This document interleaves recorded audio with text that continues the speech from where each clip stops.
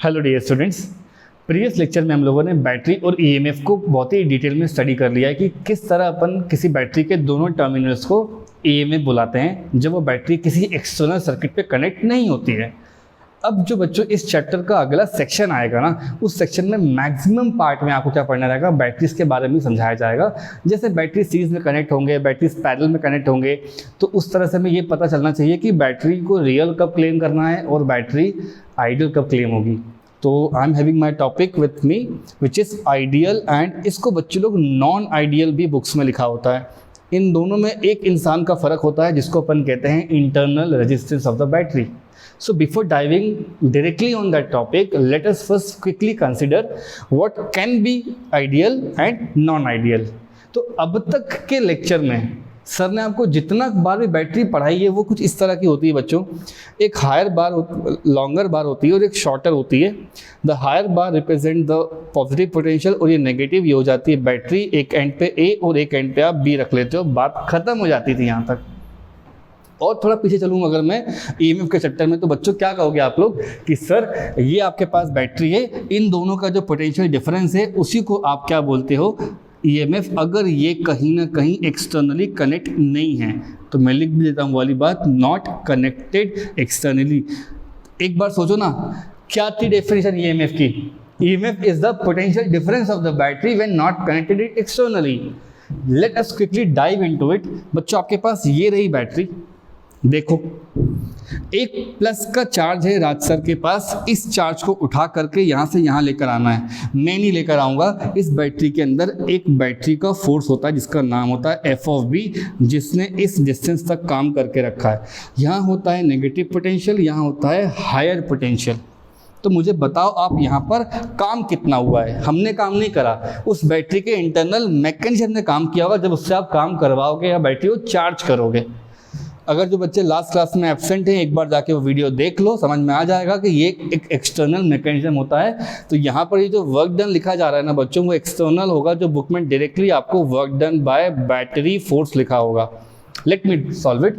Work का formula पूरी दुनिया जानती है क्या होता है, F of B into D हो जाएगा। ये होता है बच्चों Q into E into D, जो अल्टीमेटली आपका ये दोनों मिलके क्या बना रहे हैं, पोटेंशियल डिफरेंस। तो आपका आंसर हो गया क्यू टाइम्स ऑफ ईएमएफ। जिसको और लिख लो ना आप, वो चार्ज किसी टाइम पे गया होगा तो आई इंटू टी इंटू ये हो जाएगा। देख लो अच्छे से क्या बोल रहा हूँ मैं। तो एक्सटर्नल जो वर्क डन है वो है बैटरी का। नाउ इसको दूसरे वे से पढ़ के देखते हैं। ये चार्ज कहाँ पे रखा है बच्चों, लो पे। ये चार्ज बाद में कहाँ आ जाएगा, हाई पे। तो जब कोई चार्ज लो पोटेंशियल से हाई पर आएगा तो उसके अंदर increase in electrostatic potential energy होगा। तो आप लिख सकते हो देयरफॉर इंक्रीज इन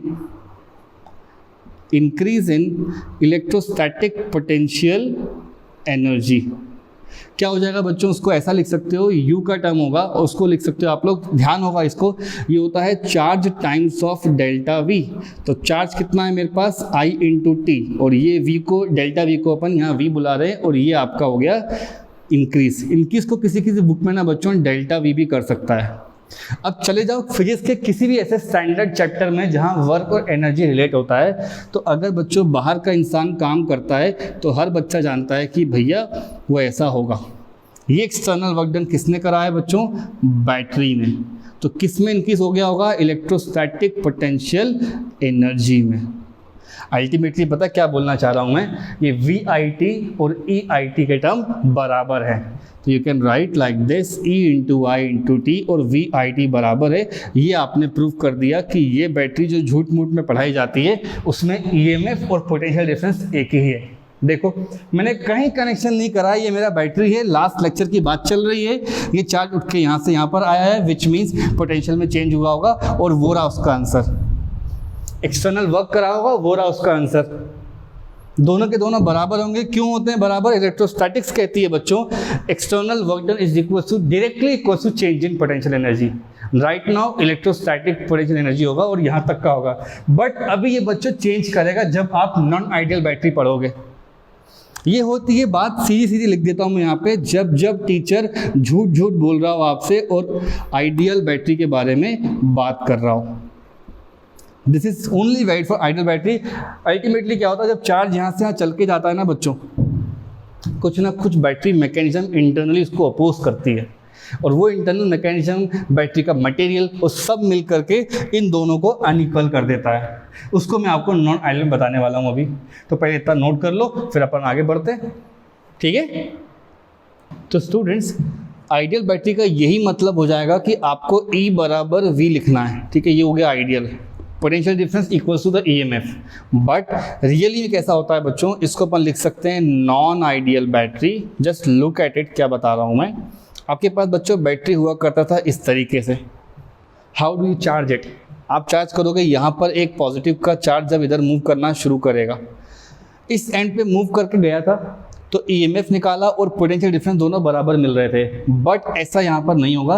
एक्चुअली में बच्चों बैटरी का कुछ मैकेनिज्म होता है जो इसको अपोज करता है, या ऐसा कह सकते हैं कि जब ये चार्ज यहाँ से यहाँ चल के जाएगा तो कुछ ना कुछ थर्मल एनर्जी यहाँ से डिसिपेट होगी। तो मैं लिख सकता हूँ यहाँ पे थर्मल एनर्जी डिसिपेट होगी, या बोल सकते हैं ऐसा कि E और V दोनों इक्वल नहीं रह जाएंगे अब, just because of battery mechanism, और कह सकते हैं बैटरी का जो इंटरनल मटेरियल है। इन दैट सिनारियो आप कहते हो कि ये कलेक्टिवली जो रेजिस्टेंस प्रोवाइड मिल रहा है ना अपन को, ये अपन को एक इंटरनल रेजिस्टेंस दे रहा है। नाम से समझो ना उसको, बैटरी के अंदर वाला रेजिस्टेंस जो चार्ज के मोशन को रोकता है। This resistance is due to, मैं लिखता हूँ दिस इंटरनल, यही पेपर में लिखना है अपन को, this internal resistance is due to, obviously आप सुनते होंगे बैटरी सेलफोन के अंदर लिथियम आयन है या लिथियम पॉलीमर है, and there are so many other chemicals which are used to make the battery.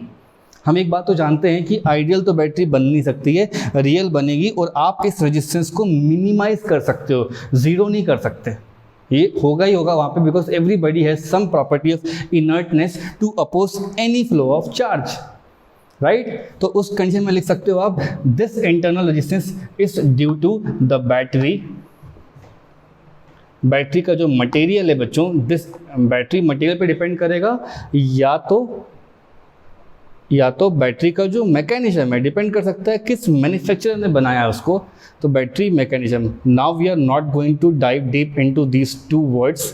बस ये बोल दो कि सर एक अपोजिशन मिल रहा है हमको, बैटरी के अंदर खुद से मिल रहा है, तो अब ये डायग्राम तो किसी काम का नहीं रह गया हमारे पास।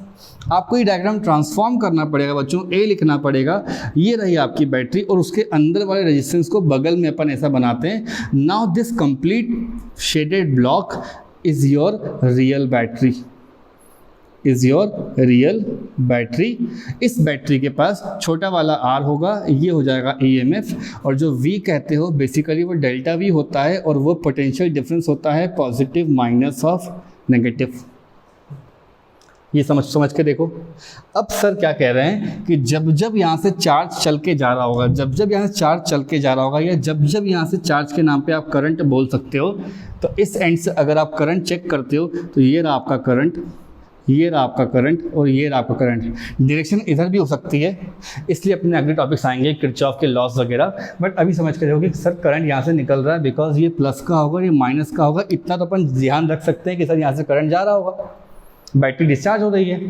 तो हम ये सब समझ सकते हैं व्हेन करंट, ठीक है, when current I flows, when current I flows through battery, जब ये बैटरी से निकल कर जाएगा तब बच्चों आपको एक थर्मल एनर्जी या हीट एनर्जी वहाँ से डिसिपेट होती दिखाई देगी, और वो एनर्जी किसकी वजह से, वो किसका अकाउंटेबल है, वो इसका है बच्चों। Because any which way, phone charge करके देखो, फ़ोन इस्तेमाल करके देखो, कंप्यूटर, मदरबोर्ड, कोई गैजेट इस्तेमाल करो जहाँ बैटरी लगी होगी बच्चों, वो हीट करेगा। The heating is because of the heat dissipation due to the when the current flows through this resistance. This is the collective resistance of your battery, collective internal resistance of your battery. So I can complete my sentence. When current flows to the battery, thermal energy, या बोल सकते हो thermal heat emit करेगा, thermal energy dissipates, ठीक है। और उसकी value कितनी होती है, I² R इंटू टी। इस R को मुझको स्मॉल वाला करना होगा, बिकॉज ये बच्चों ये रहा। पूरे पेज को देख लोगे तो एनर्जी चली गई यहाँ से, इसका मतलब क्या है, अब जो V है और मेरा E है वो बराबर नहीं आने वाला, तो V will not be equals to E। इतना अगर बच्चों आपको मैंने पढ़ा दिया, मतलब टॉपिक कनेक्टेड है अपना, ठीक। अब अगर इसके क्रॉस में अपन ड्रॉप चेक करेंगे तो पता होता है अपन को ओम्स लॉ से, यहाँ पे ड्रॉप कितना आएगा, जो करंट गया और जो इसका रेजिस्टेंस आया, तो यहाँ से V मिल जाएगा बच्चों अपन को E माइनस ऑफ IR। ये माइनस इसलिए हो रहा है क्योंकि ये हीट को डिसिपेट कर रहा है, हीट को डिसिपेट बता रहा है, हीट डिसिपेशन का पोटेंशियल डिफरेंस है वो। तो यहाँ बच्चों छोटा वाला आ रहा है ना, देखो, और यहाँ स्मॉल आर लिखा है सर ने। तो ये -10 क्यों आ रहा है, क्यों इसका चेंज नहीं हुआ, इतनी लाइन को छोड़ दो, मेरा काम है बताना। ये KVL KCL कराऊंगा तो या रट जाएगा आप लोगों को, ये यहाँ तक समझो। रियल का मतलब V बराबर E, और सॉरी आइडियल का मतलब V बराबर E, और जो एक्चुअल नॉन आइडियल या रियल बैटरी होगी वहाँ पर V is not equals to E, just because कि एक थर्मल एनर्जी डिसिपेट करती है जब वो बैटरी कनेक्ट कर दो किसी सर्किट में ले जा करके, because of its internal mechanism which opposes the flow of charges. तो इतना सिंपल है बच्चों इसको समझना कि ये रेजिस्टेंस किसकी वजह से होगा, ये मैं इसको बॉक्स बना देता हूँ, ये दोनों की वजह से। इसके अंदर नहीं जाना है, 12th के करिकुलम के अगेंस्ट हो जाएगा।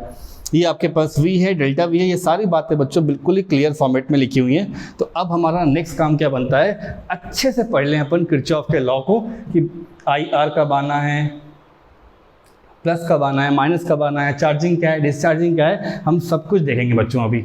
तो अगले वीडियो में चलते हैं।